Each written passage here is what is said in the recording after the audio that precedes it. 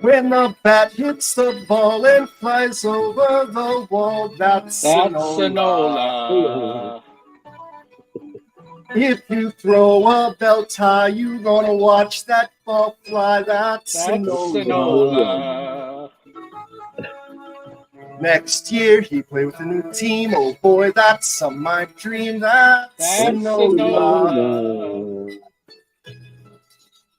He ain't a no Cy Young when he pitched like a dung. That's Sonola.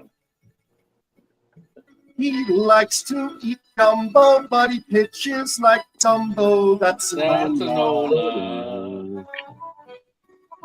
20 mil you won't get. I hope you are a Met. That's Sonola.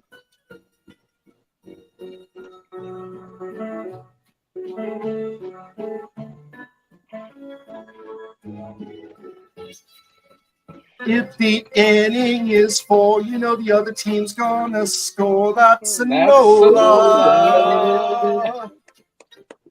What is up, everyone? Welcome to episode 9. Hope you liked our special song. I didn't know if I was going to like Dean Martin. And then I heard his voice singing That's Amore, and I thought, wow, like, what a great voice. And then I found out he liked to drink. I know he's passed away, but I have to think if Dean was alive, he'd hate Nola too. Getting into it, we're going to talk about a recap starting off. So we're going to look into the Jays, the previous series since our last show.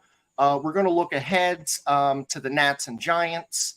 We're going to have John do our minor leaguer of the week. And then we're going to have some extra segments where we're kind of talking about our favorite Philly of all time, our three guys' personal favorite of all time. And then we're going to have another special segment since there's 3 of us off. So to start off the recap, I'm going to ask Dugan, what do you got? Well, all I can say is thank God they won last night because it was looking real ugly. We did our last episode Saturday morning before they had the last 2 games against Minnesota. And after that explosion on Friday night where they put up 13 runs and we're all feeling good about ourselves, Saturday morning talking about, hey, let's go win the next 2 against Minnesota, go in and hopefully get 1 or 2 in Toronto. And we're setting ourselves up pretty nice. And they come out and they completely lay an egg in the next 2 games, next 3, including the first one in Toronto. I was just looking at some quick numbers over the last 4 games. I mean, Schwarber, 0 for 15 in the last 4, including last night, winning that game. Bohm, 2 for 17. Stott, 2 for 14. Realmuto, 2 for 11. The hottest hitter on the team over the last 4 games has been Jake Cave. He was a 5 for 12 at a 417 clip. Followed by Turner, who was 5 for 14. And the other crazy thing is the strikeouts, the staggering amount of strikeouts. I mean, the last 4 games, Schwarber struck out over 50% of his at-bats. Harper and Castellanos, 35 and 40%. Realmuto, 45%. We saw last night when Stott, put that ball in play, how just putting the ball in play can change a game. The third baseman makes a low throw. We take the lead with a 2-run error, and we go on to win that game. So these guys really got to get back to just the fundamentals of putting the ball in play. Anything can happen when you hit the ball. You can't keep striking out because the defense doesn't even need to be on the field at that point if you're going to strike out at this rate. Yep. And then last night, it's just like the 4th start in a row now. Nola hasn't gotten out of the 5th inning. He's up 90, 100 pitches in the 5th inning. What's crazy is he's kind of a Jekyll and Hyde even within the game. He'll get 6, 7 strikeouts in those 5 innings, but then there's other times where he doesn't seem like he has a pitch that can put somebody away, and they'll foul off 4 or 5 pitches. And to add on to his problem last night was walks, which for him is uncommon, but he had 4 walks last night. And the shutdown inning continues to be a major problem for the Phillies pitching staff. We score, we give it right back. So luckily last night, the offense out-hit some pretty bad pitching on Nola's part. But then the bullpen came in strong with 2 strong, Kimbrel and Soto with 1 each. But the key to this Phillies team is the bats. When they hit, they win. The pitching's good enough to keep them in games, and the hitting needs to do their part, which they hadn't done in the previous 3. What do you got, John? Yeah, I agree with you. With Nola, I mean, I'm not going to just center on Nola. I think with a few of the guys, I don't think a few of the guys have, well, maybe a couple of the guys don't have that knockout pitch. That one little sinister thing they could just throw out there and get a guy out real fast, like with as minimal pitches as possible in an inning, or even in the at bat per se. Like Nola, Wheeler's throwing a lot of pitches too. Like he's getting up there. Like when you get like in the 4th, 5th, 6th inning, he's hitting like 70 something pitches, 80 pitches. He's That's getting crazy. deeper though. He's getting deeper than Nola. He He is. start. Yeah, But, I he mean, is I think slowly Walker had a similar issue in his last start too, where he had 6 walks or something like that. Like right. you just can't have it, you know. Yeah, these guys got to start getting these batters out, and they got to last long because you cannot burn that bullpen out. Like as we go down the stretch run, but it was tough. Lopez and Sonny Gray pitched well. I thought we were going to be able to hit Sonny Gray, but it is what it is. I was more worried about Harper's back, but he just slapped a couple home runs, so I guess I'm not worried no more. As long as he could stay healthy, that's great. With the Jays, fuck Joe Carter, of course, but yeah, like you said, if we didn't win last night, it was going to look bad. It was going to look real ugly. And like the other night, it was kind of a pitcher's duel for a while. Wheeler and Kikuchi, like Wheeler pitched a pretty decent, pretty good game. I can't complain. But Nola, I mean, can the guy? I mean, I know people are tired of hearing about him, but can the guy keep the ball in the park? Like, it was so bad last night. They turned the screen off on him. Please stand by, meatball. But I mean, going into he's 10-8, 4.58 ERA, 27 home runs given up. He's projected for 36, like most in the whole league, not even just the National League. Like he's my one worry. I'm kind of worried about Walker sometimes, but I think he's a battler. He battles through his games. I'd like to see a Ranger pick it up, but I mean, like you said, the pitching's good enough, but the bats got to play some small ball. Make contact. Stop that Kevin Long launch angle bullshit. Stop swinging for the fences. Just make contact, and anything can happen. Like you were saying.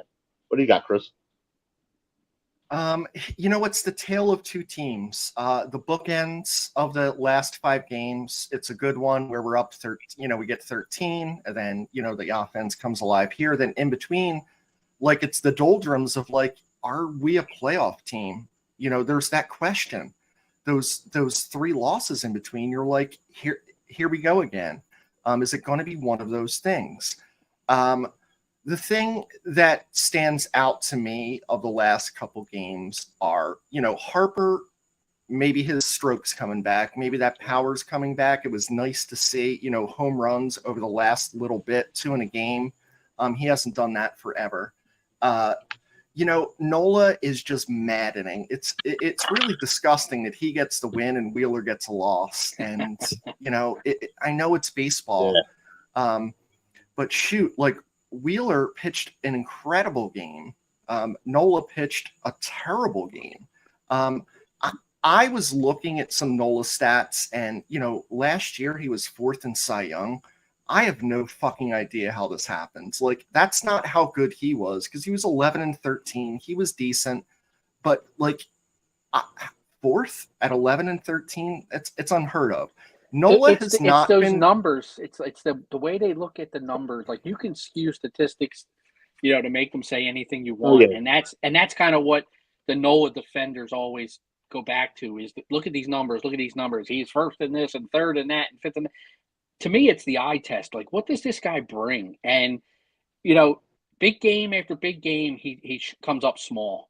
And, even games that you think he's going to dominate. His last couple starts, Pittsburgh puts up 5 on him. The Nationals put up, 5 on him. Even teams that he used to dominate, he's not doing it anymore. I just don't get it, Nola has not been elite since 2018. Look Yeah. at it any way you want. And here's some stats from his last couple games: 5 innings pitched, 4 earned runs; 5 innings pitched, 1 earned run; 5 innings pitched, 5 earned runs; 4.2, 5 earned runs; 7 innings, 3 runs. Like, it's just not good enough. And this guy, like, there's no way that I would pitch this guy in the playoffs, because we're going to be in the wild card. That's what's happening if we get in. I'm not pitching him one of those first 3 games. If it gets to the 4th, then yeah, you got to do whatever you got to do. But he lacks an out pitch. And I don't know what happens, but if you recall when Nola was good, he would throw to a left-hander, that kind of Greg Maddux tailing in fastball. He's abandoned his fastball. He's thrown his curveball 42% of the time. And his fastball, he's not going to throw it. And then when he does, it's over the center of the plate. I think he lacks confidence. I think in some ways he's a mental midget. I'm tired of the excuses of pitch clock and all that. We're 3/4 the way in the season. Figure it the fuck out, man. The team as a whole is bipolar of sorts, but I don't even want to say that, because bipolar, you can't control that. You kind of were born with that. This team just refuses to play baseball at times, right? Putting the bat on the ball, bases loaded, JT Realmuto up, you're fucked. You're fucked, because this dude will not put the ball in play. They do not change or their hit to a approach. double play. Yeah, exactly. So it's really maddening. That being said, they won 2 of 5. They're 6-4 in their last 10. They're still in the first place in the wild card, which means something. Well, let's look ahead. So we have the Nats coming up, and we have the Giants. So, John, what are you looking forward to? What do you think we should look out for in these upcoming series? I haven't gotten a chance to get the pitchers. I usually look at the probable pitchers, but I mean this. I'm not going to say it's a must sweep, but we should sweep these guys. I don't want a series split. I don't even want 3. We should just totally steamroll the Nationals. I don't know why we have a problem doing that. We always lose that one funky, goofy, wonky game against them. But I mean, and screw Joey Meneses. I hate that dude. He always gives us fits. But I mean, we should be able to put the ball in play and win all 4 games. I mean, I'll take 3. Obviously, we got to keep winning series on down the stretch.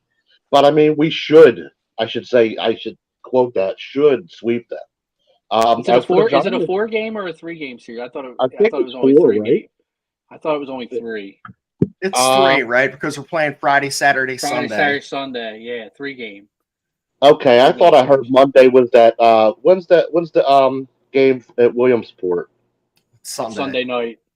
Okay, for some reason I thought I heard Monday. Okay, well, I'll take all 3 then. My mistake. But obviously I'll take 2, but they should win all 3. Actually looking forward. I'll put the volume on mute for the ESPN Little League game, because I hate Carl Ravitch and them. Horrible crew. So I'll listen to Fransky. But the Giants, I read a little bit on Twitter earlier. Little trouble in paradise. Gabe is under pressure from ownership or something. So I guess the pressure's on for him to win this year for some. But I think we should squash that. They're right. How many games are they been behind us? 3? Is it 3? 2. I think 2. 2. Yeah, okay. 2. They're right on our heels, and I hate Tan Dick just like you guys. So I would really like to shove it to them when they come in here. I don't know who they have pitching against us, but We're home a lot of these games down the stretch. We got to have that home. I know a lot of people say home field doesn't matter, but we got our fans behind our back. As long as you got that crowd roaring, like I don't care. Like my mentality is like you can't beat us in our house, and that's the way we got to play. Like not just these series coming up, but down the stretch the whole way. So I'm hoping to at least snag a couple off them. What do you got, Chris? So the Nationals are terrible. It's a sweep or nothing. Yeah. And looking at the Giants are a joke. They're smoke and mirrors. Kepler kind of fades in the second half. He did it last year. He did it with us. I don't know what it is. Their hitting's terrible. Their pitching is decent. But you cannot give up ground on them. So you want to gain ground. You have to win 2 out of 3 from those guys as well. I think there's a couple things that are interesting that I wanted to bring up about the upcoming series. So Lorenzen pitched the no-hitter against the Nationals. His very next game, he's playing the Nationals. So I don't. That's rare to happen. Right. One of the other unique things where, the last time a Phillies pitcher pitched a no-hitter in a non-playoff game, the Cole Hamels, he was traded 8 days, or 2 days later. And then 8 days after Lorenzen comes here, he pitches a no-hitter. And it was the first non-playoff no-hitter at Citizens Bank Park, which is crazy to think that there was 2 playoff no-hitters already. And no regular season ones. I really think that Walker is going to be a problem. If you look at his second half, he's always bad. He's just always bad.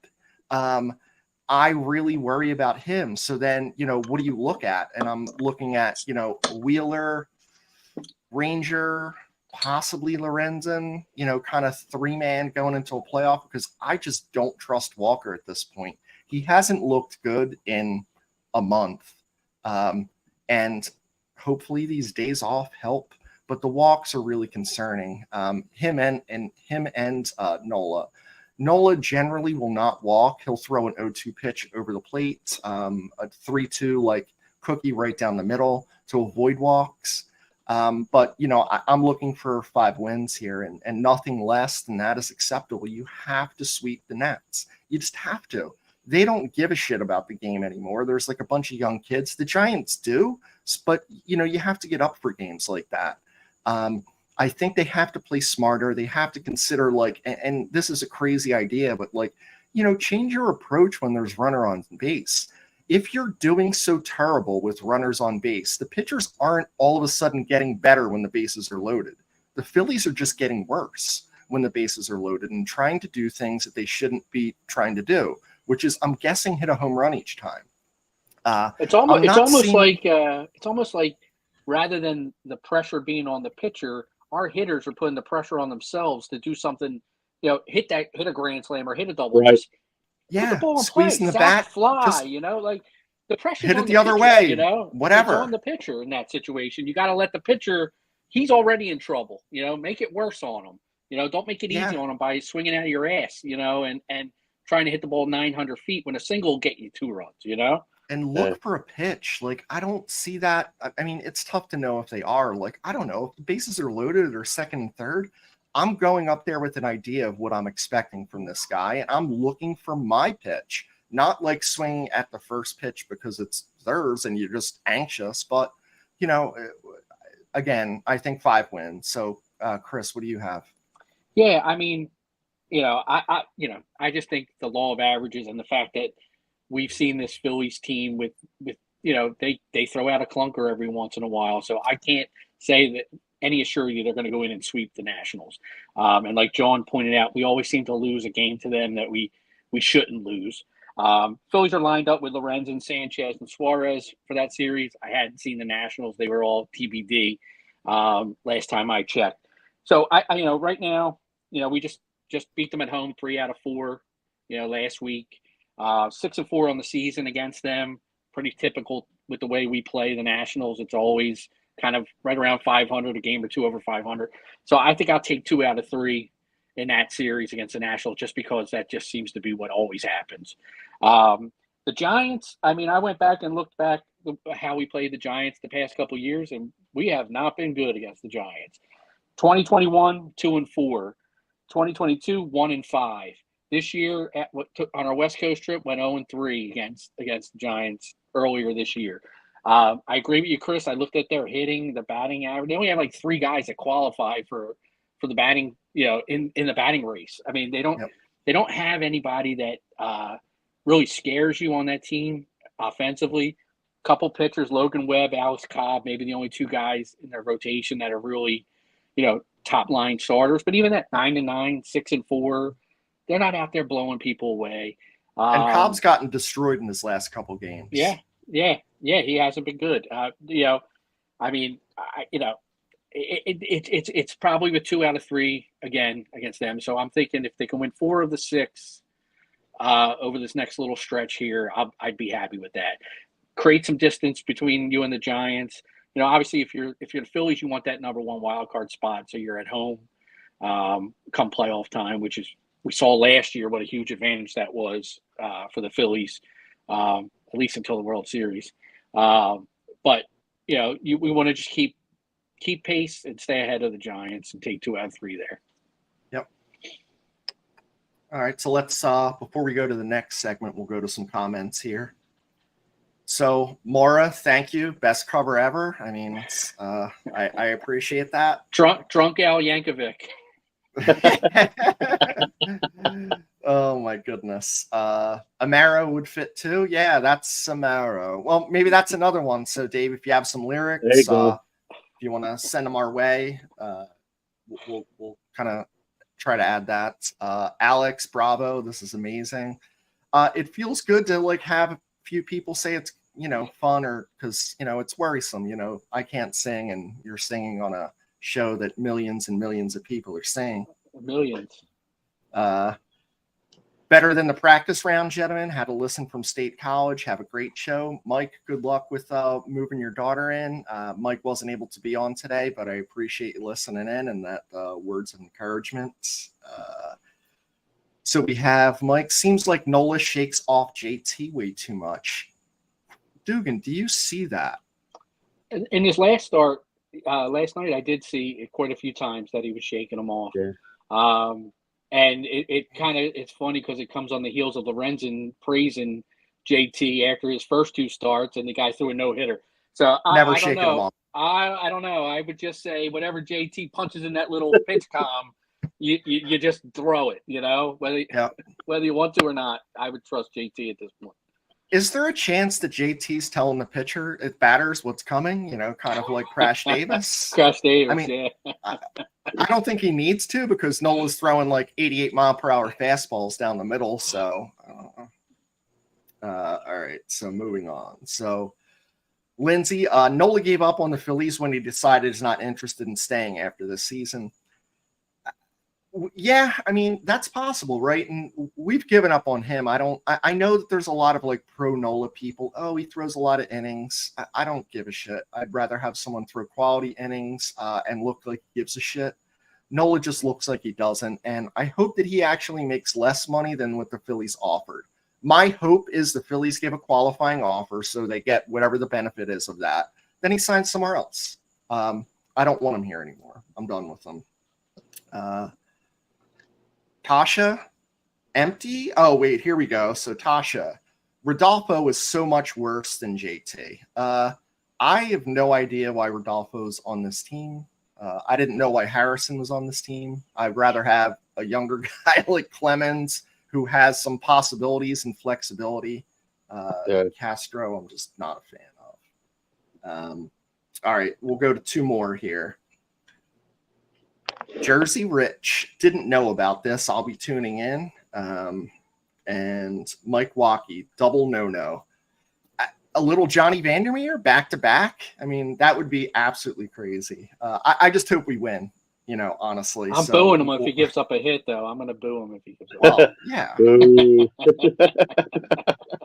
None of this standing ovations nonsense. So All right, so we're going to go into the Phils Make Me Drink segment. John, lead us off. What do you got? Inconsistency. Like with can we put it all together in one game? One time the bats will be going, but the pitching's down, like the starting pitching, or it'll be the bullpen's on fire. The bullpen's like keeping us in it, but we can't get any hits from the bats. It's like, or the lineup's jacked up. Like, can we just put all four elements together and have like consistently? I know you're not going to get it every game, but I'm just tired of like the up and down. Like you'll see the bats on fire, it'll be like 13-2 one night, and then the next night they'll get like one run, like if off a bunt or like not even a bunt because you rarely see that, but just something silly like a sacrifice. You know what I mean? A sacrifice or something. Like So what do you think, John? Is the 9 runs the other night? Does that put us in that not scoring the next couple of games, or is that not high enough to? Did we leave some on the table? no, not yesterday. I'm just talking about over in general. I'm saying like their tendency to score a lot and then not score after that. Right. Is 9 run? Where's the line at? Is it 10 and above or 9 and above?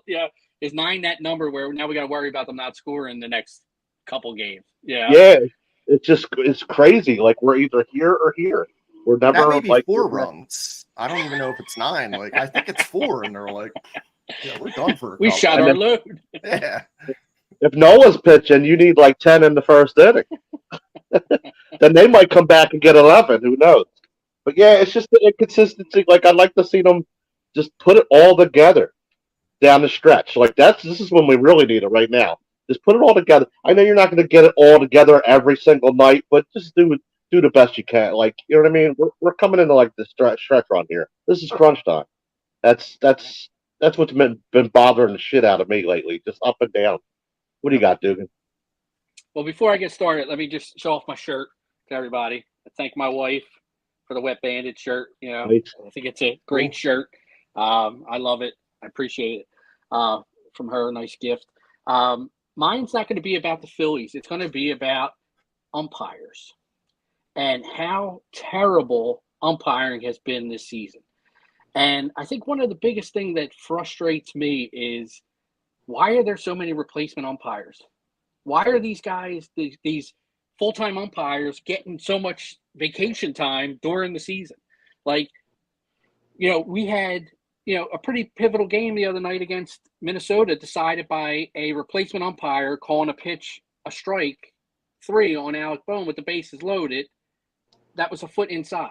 It was nowhere near the plate. We've seen it at first base with the replacement umpire calling Castellanos out. The ball wasn't even 10 feet. It was still 10 feet away from the first baseman. And one of the interesting things when I was out in Seattle, we went to the Futures game. And during that game, they had a challenge system in place for the hitter and the pitcher. And I don't know what the rules were. If it was one at time and at bat, you could use it. But literally, like that pitch to Bohm, if Bohm was sure it wasn't a strike, if he tapped himself on the helmet, that initiated the replay. And it was literally on the scoreboard, the exact same thing that they show you on the TV screen, the box, where the pitch went, whether it was a ball or strike. And it happened a couple times while we were there during that game. The pitcher challenged one, a hitter challenged one. And I think they might have to, unless they're going to go to this robo thing, that might not be a bad idea to put some sort of batter or pitcher replay feature into the game, maybe on like pitches that are either strike 3 or ball 4. You can't do it for the first pitch of an at bat. Right. And there has to be some sort of limit on the amount of times you can do it. But I think it would work. I mean, that changed the course of that game the other night. Bohm walks, we're down by a run, and you got Harper coming up with the bases loaded, against a relief pitcher that he faced the night before. Who knows? The Phillies may come back. He might hit a double in the gap, and we win that game. But the missed calls all over the field, I mean, I know there's replay, but it's just getting frustrating. There's no replay on balls and strikes, and that's where the game can be won or lost in a lot of situations.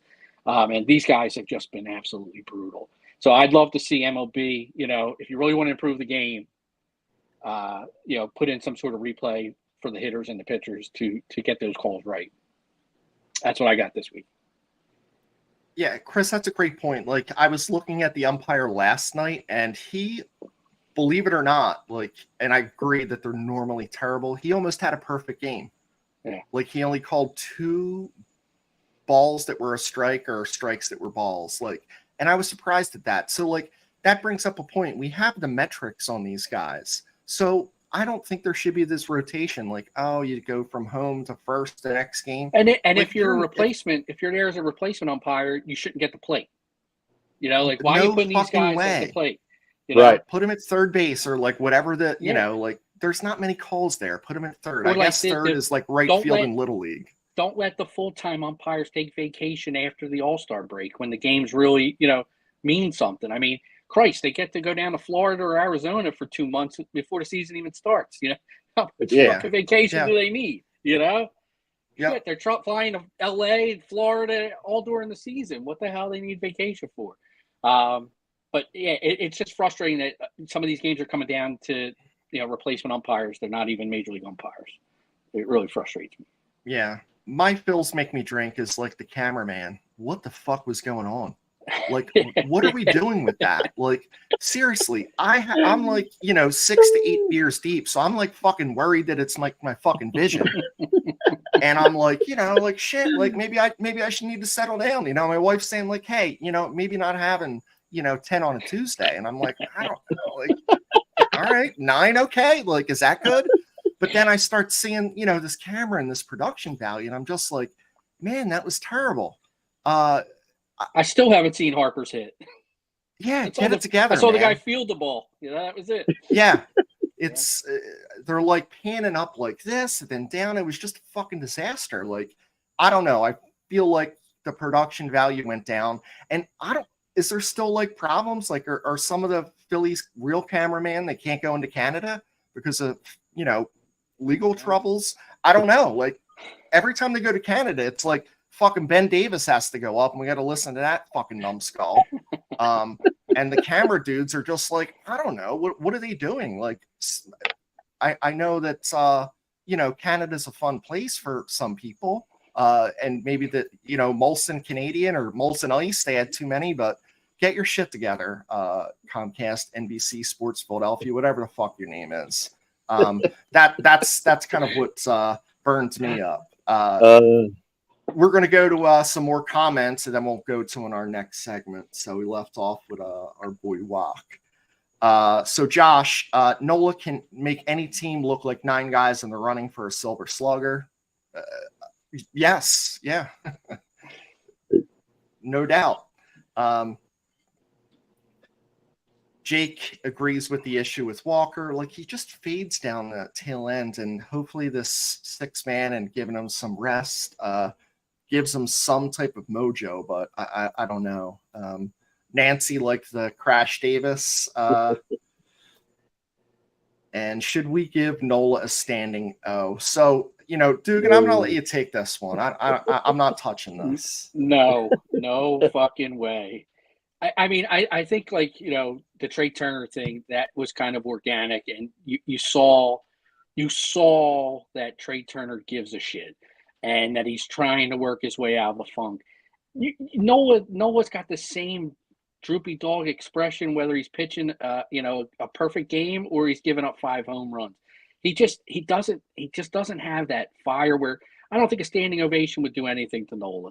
I don't think it would raise his spirits or make him perform any better. I think he is what he is.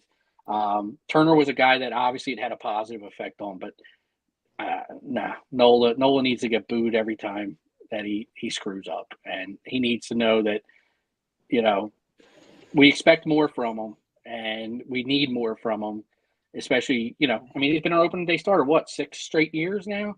I mean, the Phillies treat him like a number 1, you know, pitch like a number 1. You know, you mentioned earlier, Chris, about he eats a lot of innings. You say that about number 5 starters. You don't say that about number 1 starters. Exactly. And that's where we're at with this guy. And it's, you know, that's his positive. Yeah. He that's eats a lot of innings. Yep. Yeah. No standing O. So Sig, there's no reason Schwarber should see the field. If someone else needs to DH, then Schwarber rides the pine. and he just looks clueless at the bat. We're getting there. I mean, I'm there. Schwarber never sees the fields. Honestly, like, I don't know if it's possible. I was looking up some stats on him on batting average for balls in play, BABIP, whatever the fuck that nonsense is. I guess it's meaningful. So 3 years ago, he was 306. So if he actually hits the ball, it's 306. Last year, if he actually hits it, it's 250. This year, 196. So even when he contacts it, he's 196. I was then looking at all of the National League guys who are the leadoff hitters, because, he still hits home runs and he gets walks. He's last. He's last in on-base percentage. He's fucking last out of all of them. Clogs up the bases, doesn't get on enough. Fucking Lars Nootbaar is, better than him. Like, whoever the Nationals put out there is the one. It's getting on base more than Schwarber. It's a fucking disgrace at this point. And what's crazy about Schwarber is I thought he was a guy that was going to benefit the most from the shift being banned. Same. Like, I thought that hole would be open for him, and we'd see him be in the 235, 240 range as a hitter this year. Just because those balls that, the second baseman was fielding in short right field the last couple of years, he can't do that anymore. Exactly. And he just has had, he doesn't put the ball in play enough. And obviously when he does, it's a lot of pop-ups. He pops the ball up or fly ball, hits the ball in the air way too much. Not enough line drives, not enough, when he makes hard contact, it goes over the fence, which is great, but he doesn't do it enough, And it's a shame. It's a shame because he drives it, he hits home runs. You just wish that he had a more well-rounded offensive game. Yeah. And then before we go to the next one, we'll Schwarber breaking the K record. I was thinking back to when I was younger, and I remember Rob Deere being the guy, he would just strike out so much. And Rob Deere, Schwarber makes Rob Deere look like fucking Tony Gwynn or Ted Williams, in comparison. It's crazy. Mark Reynolds has 225. I think Schwarber is on pace to strike out 1.4 times a game, and I did the multiplication, and he's probably going to be at 215. But, this dude's been trending on 3, so, I don't think 225 is out of the question. I just think it's, I don't understand how a guy who doesn't put the ball in play, isn't fast, is your number one hitter. I think whoever is making that call is a fucking idiot. And it's time for him to be moved down. I really don't care who is number one because you have a lot of good candidates. And I know you're going to be moving things around. But Schwarber has to be 7th, 6th at best. Anything else is completely unacceptable to me. What do you guys think of where Schwarber should be in the lineup, ideally, if, in it at all? I think you're right about I keep begging for them to drop him at least to 5th, at least 5th in that 5th, 6th, 7th range. And like you said, there's plenty of candidates. I would love to see them try Stott at the leadoff again. I mean, see how that works. I've been toying around in my head with a Stott and Bohm, 1-2 punch, maybe. I don't know, but Schwarber just drives me nuts, and he does clock the bases. People are he draws walks. Well, he needs to draw a fucking bath and take the night off because he gets on base and he can't run for shit. So if it's a crucial moment, you're gonna have to get a pinch runner for him. And like Dugan said, all those liners that were getting caught this year, you're not seeing them drive the ball into them gaps this year with the shift, with the shift remove. And it's a shame because last year, you're wow, look at that. That's a blazing liner caught snagged out of nowhere. But he's definitely got to get out of that first leadoff spot. Dugan, where do you think he should be? Yeah, I mean, I put out a lineup on the page the other day with Turner leading off, and I had Schwarber down around 7. I like leaving Stott 5 just because he's a bat the ball guy, which is conducive to driving in runs. He's not a big strikeout guy, and Stott's not a big walk guy, which is why I don't really like him in the leadoff spot. I like Turner up there with his speed, and I think Schwarber batting 7th is kind of the right spot for him. You you go Stott 5, JT 6, Schwarber little left, right, left in the middle of that lineup there. And I think it might give them more opportunities to drive in runs too with guys in front of them on base. But my biggest problem with Schwarber, especially in the last couple of weeks, has been he plays umpire too much, especially with 2 strikes. Takes so many goddamn pitches and then wants to complain about them to the umpire. Like, last night, his first at bat, Gossman threw 4 straight fastballs. 4 straight fastballs. He should be praying that he gets 4 straight fastballs. Yep. Run out and kiss Gossman. Instead, he takes strike 3 basically right down the middle, And I don't know what more you want. Like, stop guessing, look fastball, and adjust for something else. Like, you should just be sitting fastball. That's what that's what Matt Stairs did for years. Just sat, looked for a fastball, and when he got it, he let it fly. Where Schwarber's, taking too many fastballs, kind of that Rhys Hoskins syndrome of looking at too many fastballs, which drives me crazy. Yeah. And I agree with everything. He clogs the bases when he gets on. I'd rather have him a little down in the 7 spot. At this point. Cool. So we haven't done this for a few weeks. We're going to have John take his through. Who's your minor leaguer of the week this week, John? I got for this week, we got a number 10 overall prospect, Gabriel Rincones Jr. Son of a Mariners minor league pitcher. He was drafted in the 3rd round, 93rd overall in 2022. Corner outfield. They like to put. He's an outfielder, but they like to play him strictly in the corners, and he's kind of limited to left field because he has got a below-average arm. But they're thinking his bat's going to make him rise to the ranks. They think he might be the next best hitting prospect that we have in the organization. He's solid at the plate. He's got power. Could drive the ball to all parts of the field. This year, he's got a 245 average, 15 home runs, 48 RBIs, 29 stolen bases, which tells me he's got some speed to him too. They want it. They're looking. They want to keep him away from that first base designated hitter box for as long as possible. They're trying to, like I said a minute ago, he could play corner outfield, but they're trying to keep him in that left, kind of try him in left field for now because of the arm. Like the bat, his arm's not getting him rising to the ranks. It's going to be the bat. But I like what I see from the kid so far. Also, he's a lefty, so but if he plays corner outfield and we need he's on the Blue Calls. I forgot to mention that too. He's on the Jersey Blue Calls, my mistake.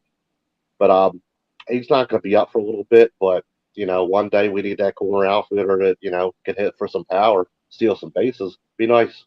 So see what the kid could do going forward. Well, now they're going to have him, and Crawford just got moved up, which was a surprise. It was half a season, and he's killing it down in Florida State. So that outfield's going to be pretty sweet. The speed there is probably crazy. 50, 60, 70 stolen bases between the two of those. And that's what I want to mention too. I'm happy for all these kids because we're finally bearing some fruit at these minor league levels, the lower levels. Clearwater's killing it right now. They got 70 wins, the first to 70 wins or 71 wins or something now. And they just promoted, like you said, Crawford. They promoted a couple guys. There's been a few guys that got promoted this week, and they're all moving up the ranks. So, the Threshers are already great, but now you got some of those guys joining already these pretty good Blue Calls. A couple of them got moved up to Reading, so Reading's getting better now. Griffin again. The only one that got really moved up to Lehigh was Griff McGarry, so, whatever. That's Lehigh Valley right now is a 30 and over beer league, but, we'll get some of these guys up there suited up.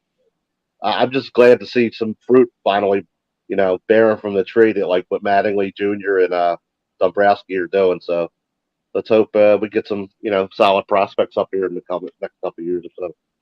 Yeah, I was reading on The Athletic today that the Phillies minor league as a whole is 22 out of 30. And I don't know. I just disagree with it because I'm thinking some of these guys that are out there, right.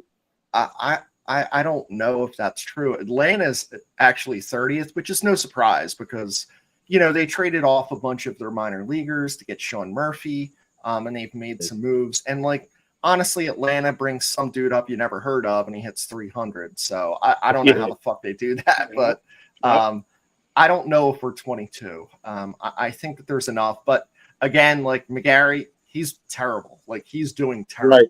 Like he That's is right. absolutely getting fucking ripped every fucking outing. And Painter's hurt. So like now what is there? You're like, all right, all our hopes are on Abel. Yeah, and he just pitched the other day, McGarry, and it was what was it? Yesterday or the other day? I read real quick stats between him and another pitcher, like the earned run. Like they had two pitchers pitch in the first inning. That's how bad McGarry was. He got blown Yeah. out in the first inning. They Yeah, he brought didn't another get an guy out. in. I think he had 7 walks in that first inning. But He yeah, didn't get it an was out. like Yeah. I don't have the exact stats right in front of me, but I saw it real fast. I'm like, holy crap! Like, yeah, he's just getting like you said, Chris. He's getting rocked at AAA. So Yeah. I'm not even looking. Like, I'm not even paying attention to him till next year. Like, let's see what he does down there next year. Like, Yeah. Maybe he figures it out. yeah, We'll move into our next segment. So we kind of like just put it out there between our group, who's your favorite Philly of all time? And it doesn't have to be like the popular guy. It doesn't have to be someone now. It was just who is your favorite Philly and, kind of tell the story. So I'll go first on this. And mine's really odd. I never saw this guy play. I never saw a full game of this person. But I heard all of the stories from my dad's. Like this was the guy for him. Other than the other guys. So my dad was born in 44 and 1950 was kind of like that heyday of his baseball youth. My guy's Robin Roberts. When you look at in the 1900s or 2000s, who is a pitcher who is right-handed, who is, known as a Philly and as an all-timer. There's not really many, right? Because you're kind of looking at, Roy Halladay, but he's a Blue Jay. He honestly is. Like he played there more. He's a Blue Jay. And I was already old enough to where I needed some type of mentor, someone to look up to. There's Larry Christensen's and other right-handers that were good and were here a while, but, Robin Roberts stuck out to me. I always wore number 36 because of him. So any team I played for, not soccer because 36 in soccer is Bush League. I try to get 10, everyone try to get 10 in soccer or like a lower number. But what stood out to me about what my dad would tell me about him is, taking the ball every third or fourth day, throwing 300 plus innings, throwing strikes, not walking guys. Roberts gave up a ton of home runs, like way more home runs than Nola. But he took the ball, threw hard. I didn't throw terribly hard, honestly. But I just liked that he was the type of guy you could count on, was a big game pitcher. And I liked the thought that, it was someone who was like important to my dad and, became important to me. And, I was a pitcher. So like, otherwise it's like, you think everyone wanted to be Mike Schmidt or, at some point we all did his, butt wiggle and, how he would swing the bat. Like that was like the thing. But I like when I was playing, I never wanted to really hit. I just wanted to pitch. I have to believe that at some point Robin Roberts went out there when he probably shouldn't have. His arm hurt, and you got Dugan. I know you can say like if your coach says like, "Hey, are you good to throw a couple innings?" Fuck yeah, I'm never going to tell you the truth. If you ask me, the answer is always yes, and I think that's part of like what my dad instilled and what I believe Robin Roberts was. Now, like I read his books, he has an autobiography. I've like seen a lot of footage, but like I would have loved to seen a full game of his, and that's something I don't, it's not out there. I've looked for it. I've tried to, but Robin Roberts is my guy, right-handed pitcher. I mean, Grover Cleveland Alexander, I read a lot of books on him too. Another right-hander because, I was right-handed. He liked to drink too, so maybe I should have like been, look to him, but they didn't have numbers back then. So like I needed the number too, but it was Robin Roberts for me. So John, what do you have? Who's your guy? My guy, early on when I was early on in fandom, when I used to go down to the vet, my guy. I mean, everybody's was Schmidt. Obviously, it's the best player we had in those bad years of the '80s. But I always liked Samwell. But for some reason, when that next batch came through, I just latched on to Pat Burrell. That's my guy. And that's my number 5. That's why I love that Stott wears that, because he's one of my new favorites. So it's like him and Stott got the same number. That number 5. I always said 5 to stay alive. Like every time, a lot of people, yeah, he struck out his stupid pitches. He did some Hoskins-esque things at the plate. But every year, I mean, he's a pretty good, decent field. Sometimes he'd be a butcher out in left field, but way better than Schwarber. Jesus. um, he's a pretty decent fielder.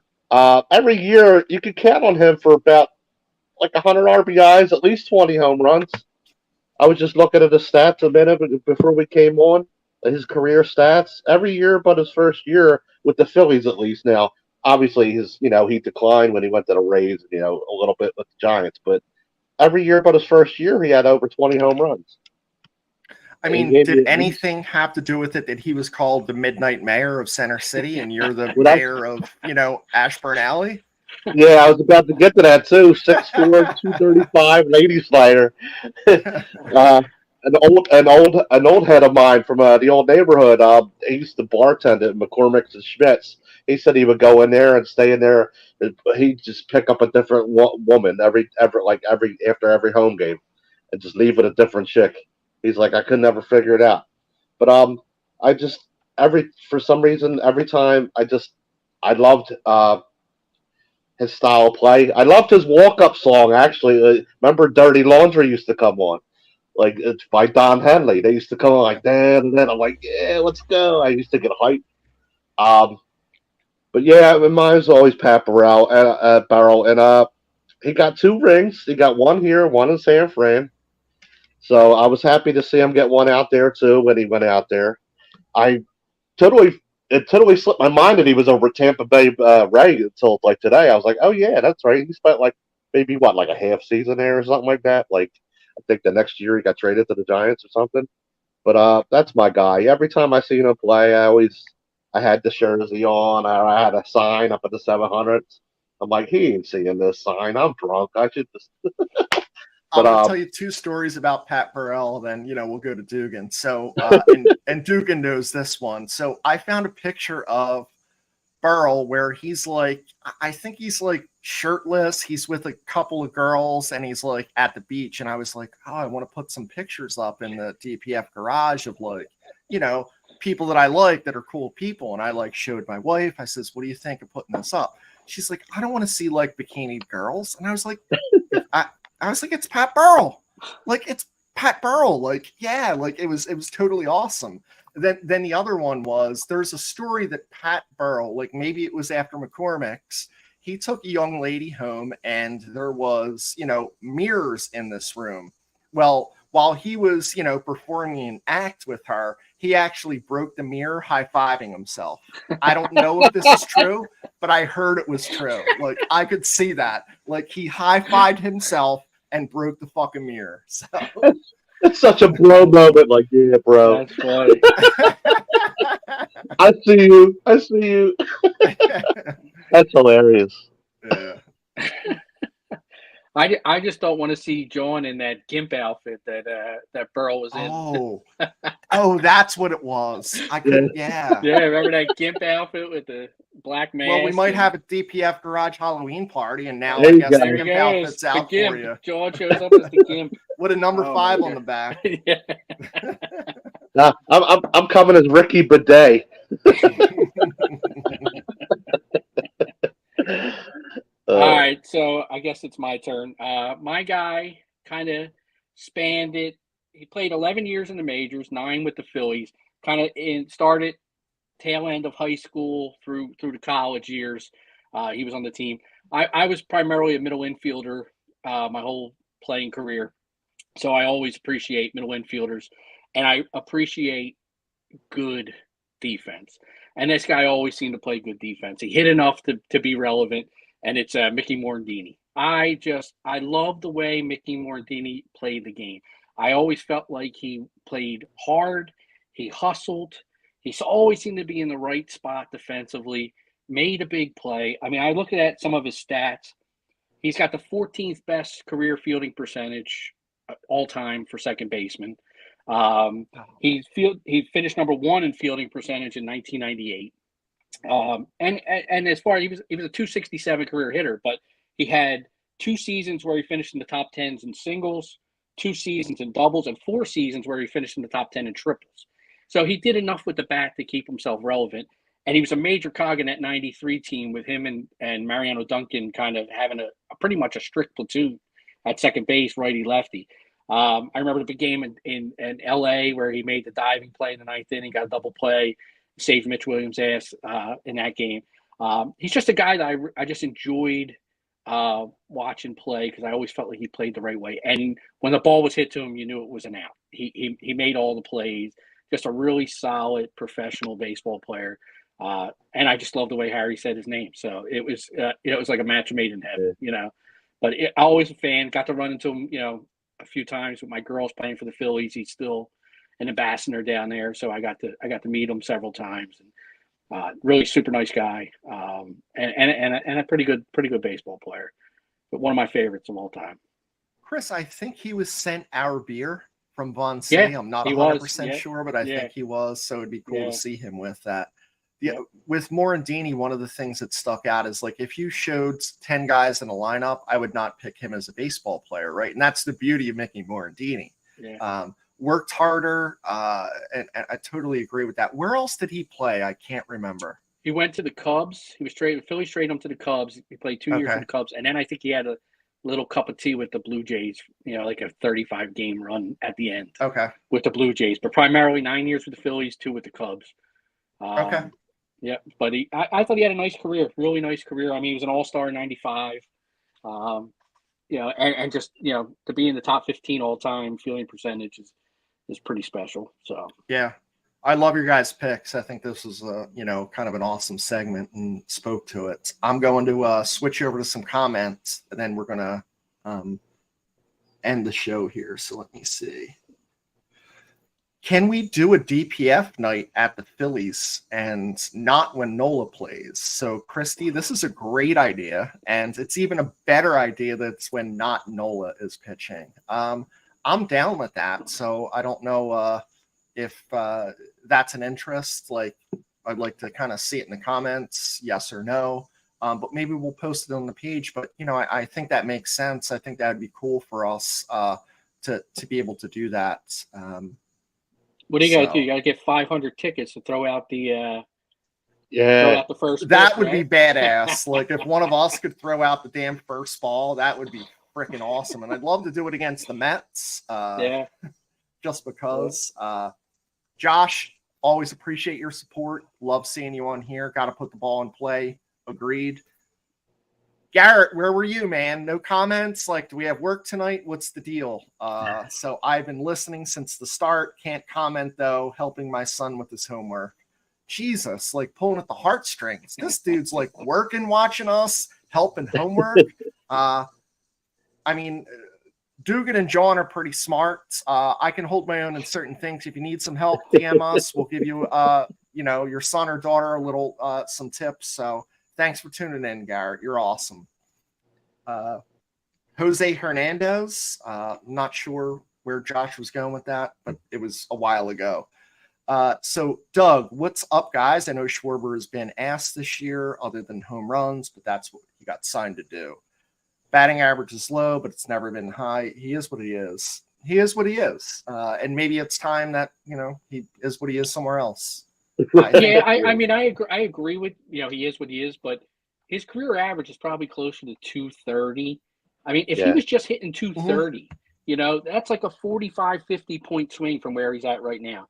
How much more productive would he be at 230 than he is at 180, whatever, 181? I mean, and that's the thing with all these guys. Realmuto's 30, 40 points below his career average. If they were just hitting their average, you know, we'd be right up there with the Braves. we'd be right. Yeah. We'd be on the Braves' tails. Yep. We wouldn't be 12 games back. It just hit your average. Yeah, and he's depriving the great ladies of the Philadelphia area because I posted on Twitter not too long ago. If he ever hits at least 200, I'll run down Broad Street naked, and he just hasn't hit it. So, I mean, come on, Schwarby, help a guy out. Does Kyle follow you? I mean, are we going to No, fucking blame no. you because of this, I Sean? tried to tag the Phillies. I mean, I don't know if they got them or not, but Bring back Clemens, Jimmy says. I agree with that. Let's with this Yeah. Castro dude. 6'8", classic power hitter. I think that's talking about Burrell. yeah, Stoddard Bohm should be 1 or 2. I agree with that. I think they should be 1 and 2. I Yeah. love Bohm as 2. He's been clutch. Rojas up. I'm not there yet. I Yeah. like it because he's fast, but I'm not there yet. I like him at 9. Yeah, I do too. Yeah. A second leadoff hitter. yeah. Nola deserves a standing O as much as Angel Hernandez deserves to keep. Yes, Andrew. Well said. Well played. Agreed on that one. They just called him back up too. He was in the minors for a little bit in exile. Yeah, how about this? Whit Merrifield chokes up, and now the dude's hitting like 340. Like, I don't know. Figure Barry it out, Bonds choke up. choked up. Barry Bonds choked up every at bat Yeah. in his career. Yep. Choking up doesn't mean you're weak. You guys need a live studio audience. I'm down with it, Sig. Yeah, you're always welcome here. That would be cool. I think we could have the laugh tracks, but I was worried about today. I was going to do it, and I didn't want like tomatoes and rotten lettuce thrown at me when I was singing it first. So we opted out for that. John, do you think Reese gets re-signed? Yes or no? No, and Chris. I think the only reason why is because if this Harper thing works out, I mean, they got to look at it like, why are we going to pay 2 guys? We just leave Harper there. Casty's doing all right in right field. I mean, I'm just going off of that. I don't think they resign him for some reason. Yeah. Dugan. I am. Yes, because I think this offense misses him. I do. I think if Harper's healthy enough to go back out into the outfield next year, you can move Castellanos over to left. Now it's going to push somebody out, Yeah. Rojas or maybe one of the younger guys. I mean, depending on what you do. I mean, you're going to be overcrowded in the outfield a little bit. Whatever you got to do, Schwarber's got to stay at DH. But I think the Phillies are missing that Rhys Hoskins bat in their lineup, and it may be like a 1-year show me deal. Give him like a 17 or 18 million 1-year deal and see what he does. But I am on the fence too because I think if Harper, he hasn't proven that he can play every day at first base yet. Right. He's getting a lot of days off. If that worked, then it might change my mind if Harper starts playing every day. But it's touchy because your outfield's kind of crowded right now. So Nancy wants to know what we think happens when Marsh comes up the IL. Well, Cave goes back down. I think it's as simple as that. Like that's what's going to happen. There's no doubt about that. I get rid of Castro because Cave's been playing first base when Harper sits. Okay. So you really don't have a backup first baseman other than Bohm if you're going to play Sosa. I like that, Chris. I mean, Cave off the bench if they need a left-hander. Yeah, I mean Castro to me is redundant with he does the same. He's Sosa. He's Sosa, but he's a switch hitter. Yeah. I mean that's the only change. And keep Cave around for a left-hander off the bat. You really don't. Castro becomes super redundant. Yep. Will Kingery ever get a chance? Slapnuts is done. It's maybe he'll catch on somewhere. I don't know. I feel like Slapnuts is a dude that if I had to pick a team where he's going to end up, it's going to be the Marlins. I don't know why. I just feel like he's going to be a Marlin. I can see that. And he'll play there and he'll play decent. He'll hit like 270. hit 10 home runs, get 20 stolen bases, and he's a Marlin, or an A, or wherever the hell they're going to be called or A playing. Royal, Kansas City Yeah, Royal. a Royal would be perfect too. So Jimmy wants them to send Cave down. Yeah, and Pache. So we have Pache coming up. We have Marsh coming up. So something's got to give there because Cave will probably be the guy at that point when Pache comes back. Yeah, Just the numbers game. Yep. Howard, J-Roll, Utley. Didn't see. I guess Doug are a little bit younger than us, but it was awesome, and we probably gave him a lot of grief too. But he was awesome. I was just looking at some stats, and I'm going to say something like almost sacrilegious, but I think Nolan Arenado is going to end up with better stats than Schmidt minus the home runs. He already has 10 Golden Gloves. His average is, slightly better. The on base is not as good because of walks, but Nolan Arenado is like a special talent. And I know that was terrible to say, but I just had to. This is like, who's your favorite child? Good point. Schmidt was Jimmy's, and we'll go to Doug. Let me see if we have anyone new on here, because I think it's a lot of the. We got Shellhammer from the Skook, so I guess that's Schuylkill County. Hey, what's up, man? That's cool. Appreciate you tuning in. When did they get the internet up there? Recently? I'm glad you're able to get on. That's pretty cool. Appreciate you coming on, though, honestly. So there's a lot more comments, and I'm going to save some of them for next time because they're probably, important then, too. I want to go around the room, and what I want to know is how many wins the Phillies end up with. So, John, what are you at? How many did I have left? 41 games left. 41. 41 games. You need to get out the fucking abacus. Nah. I want to say most of them are at home. We have a decent schedule. I might be swinging for the fences here, but like 27, 28 of them. Okay. Closer to 30. Yeah, right around there. Like 20, 28. I'd say 28 of those 41. That would be awesome. So that's somewhere, I think, 95 wins then. Yeah. Yeah. Which is a little higher than because a few weeks ago we were trying to say it. I was saying 92, but I think if they get it more consistency, I think they could hit that. Yeah. See what happens. Yeah, they're playing at home a lot, and they're playing the Mets a lot, who they don't give a shit. The Pirates don't give a shit. So who knows? Hopefully the Phils don't play down. Yeah. Dugan, where are you at? I think I got them at 25 more wins, so that'll put them at like 91. And my biggest concern is kind of what you touched on, Chris, earlier about like Walker and his second half decline. So he's a worry for me. The other is like Lorenzen and Sanchez. Lorenzen's already thrown more innings than he's had at any point in his career. And we're looking at him possibly having 6 or 7 more starts. So you're talking maybe another 35 to 40 innings on top of that.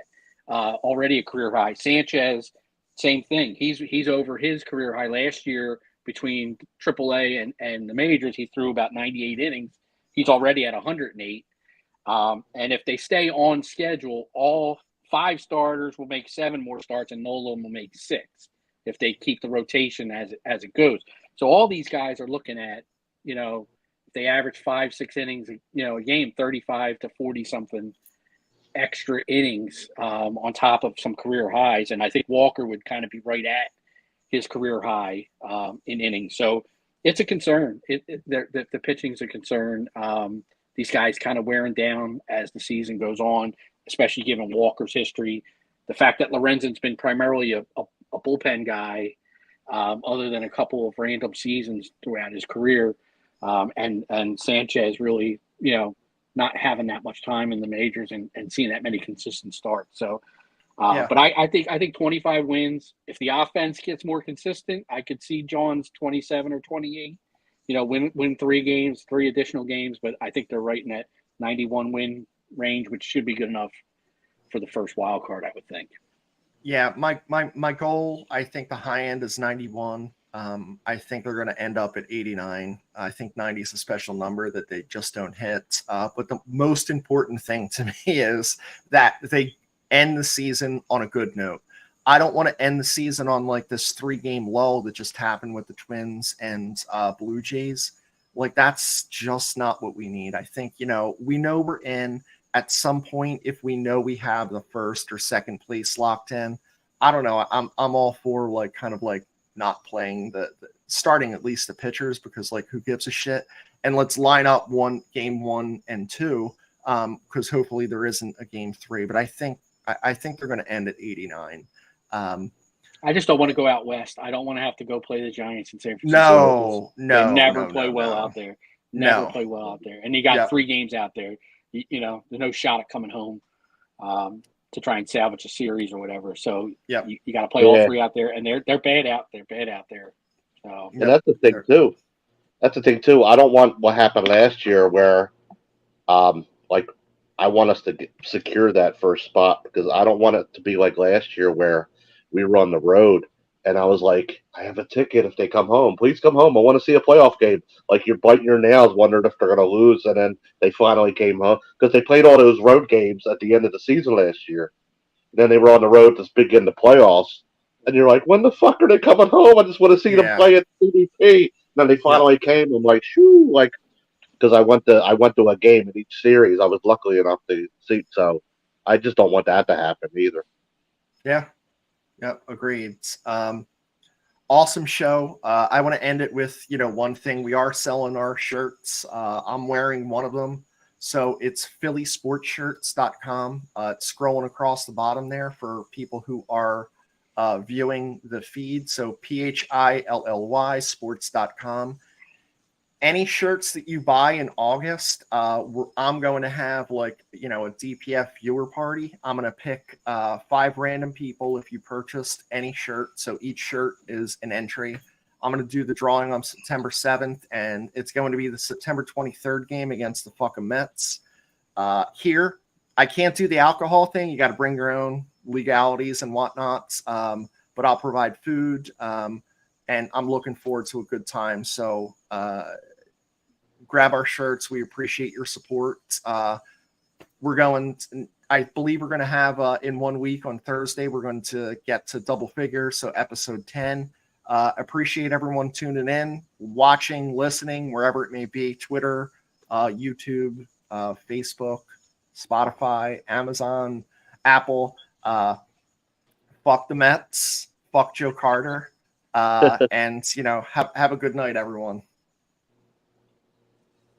Good night.